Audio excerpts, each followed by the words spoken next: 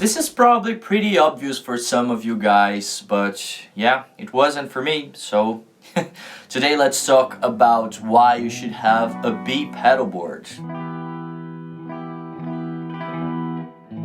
So early when I started playing the guitar, I got involved with pedals and I fell in love with them. So I started collecting these wonderful effect boxes, and when I started playing gigs about 10 years ago, I took the pedals that I loved with me, and well, they have their wonderful sound. I know how they work. They're amazing. Why wouldn't I take these pedals with me, you know?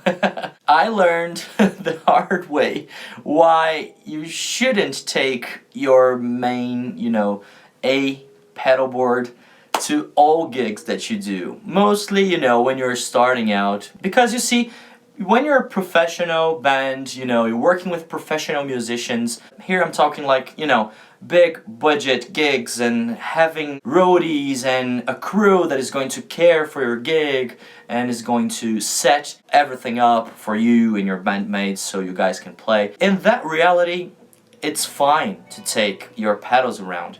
But when we are starting out, that's not the gig that comes up to us in the first place, right?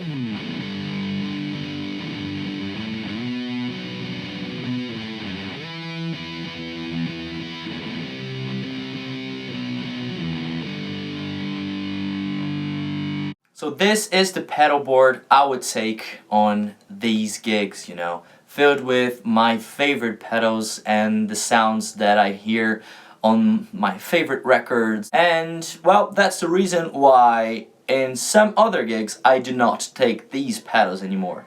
Actually, I am very curious about where I am going to take these pedals I am showing you here.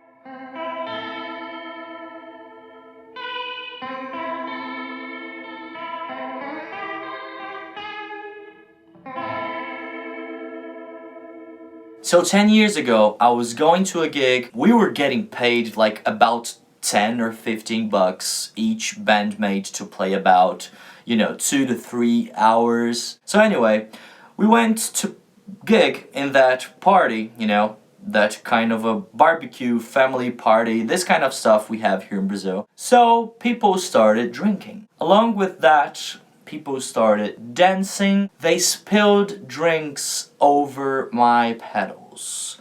My very precious pedals, the things that I love the most about playing the guitar. Yeah, I love guitars and amps, but come on, pedals are just... I love them. And when I saw, cheap beer being spilled over my pedals, I care so much about them.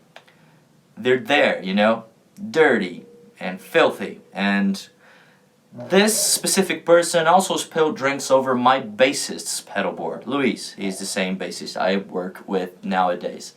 And well, when we had to stop playing, because it was a lot of beer that the person spilled over. So we stopped playing and then we talked to her and we asked, like, "Madam, could you please just dance over there and not here? You can pretty much destroy the gig if you spill something, like any beverage on electric stuff," and we were surrounded by electric stuff, and she was mad at us. So when I was hearing she, complaining about we being reasonable with her, actually we were pretty reasonable. We could be like pretty angry about that stuff, but no, we were reasonable. And I am sure that if any of my pedals or Luis's pedals broke completely or died in that occasion, she would not pay for the pedals, We were lucky that the pedals didn't die, they're fine nowadays, but there I learned I should never take my main pedals to a gig like that.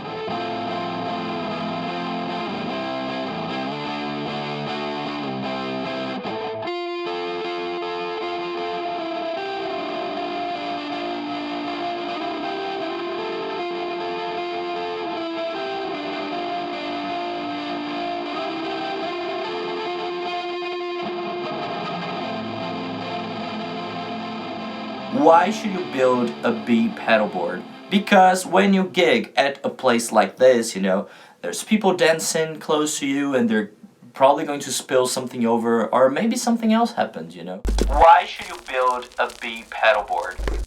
Well, here's what I went through to find out the answer to that question.